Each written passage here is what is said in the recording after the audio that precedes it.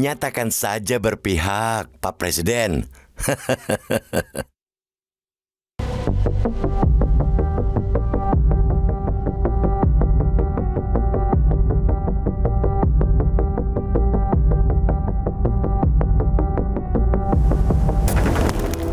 Serangkaian pertemuan empat mata Presiden Joko Widodo dengan calon Presiden nomor urut 2 Prabowo Subianto dan dua ketua umum partai pengusung Prabowo dalam 3 hari belakangan tidak pelak mengipasi para isu keberpihakan Joko Widodo.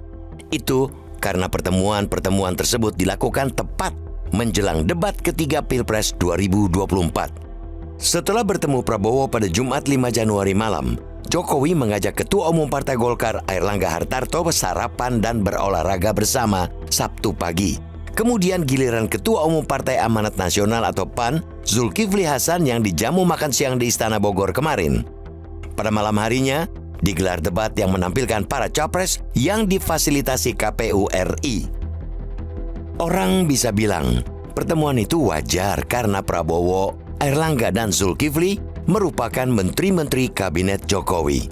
Hanya bincang-bincang seorang atasan dengan bawahannya. Apa salahnya? Bila demikian, memang tidak ada yang salah. Akan tetapi, pertanyaannya bukan itu.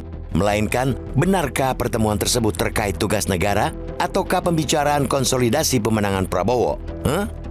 Mahfud MD selaku Menko Politik, Hukum dan Keamanan tidak diajak. Padahal pembicaraan dengan Zulkifli disebut juga mengenai penyelenggaraan pemilu yang jujur dan adil. Begitu pula dengan Menko Pembangunan Manusia dan Kebudayaan PMK, Muhadjir Effendi, sedangkan pembicaraan dengan Airlangga turut membahas bantuan sosial atau bansos. Tidak jelas apa yang dibicarakan Jokowi dengan Prabowo. Namun, lagi-lagi bila menyangkut tugas negara, artinya tidak jauh-jauh dari soal pertahanan negara, termasuk pengadaan alutsista. Itu memang ranah tugas Prabowo selaku Menteri Pertahanan. Baru-baru ini, Kemenhan membatalkan pembelian jet tempur bekas karena fiskal tidak mendukung. Jika itu yang dibicarakan, akan menjadi sangat wajar pada pandangan publik kalau Menteri Keuangan Sri Mulyani Indrawati diajak makan pula.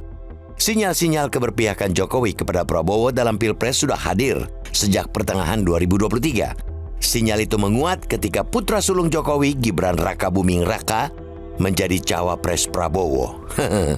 Prosesnya pun dimuluskan oleh cawe-cawe sang paman di Mahkamah Konstitusi. Sesungguhnya, Presiden berpihak itu boleh-boleh saja. Undang-Undang Nomor 7 Tahun 2017 tentang Pemilu Pasal 281 mempersilahkan Presiden seperti juga Menteri untuk ikut berkampanye. Namun, ada syaratnya. Harus cuti dan tidak menggunakan fasilitas negara. Kita bisa garis bawahi larangan memakai fasilitas negara.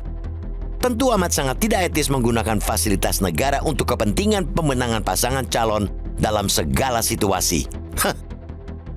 Malah, hal itu bisa masuk kategori korupsi bila bukan merupakan pelanggaran pemilu.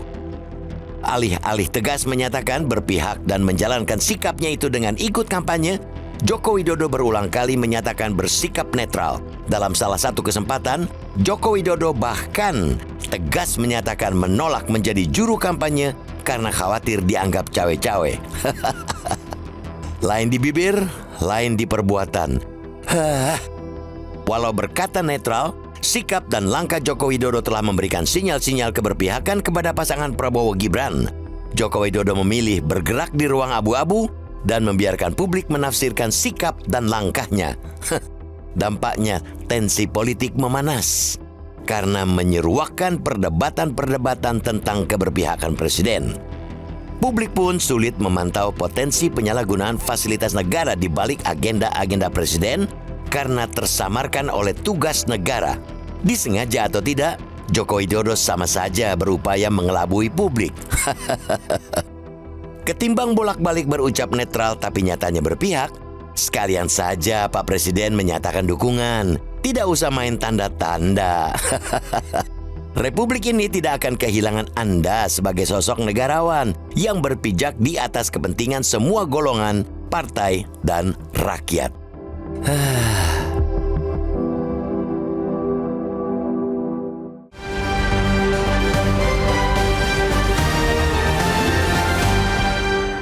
Jelajahi cara baru mendapatkan informasi. Download Metro TV Extend sekarang.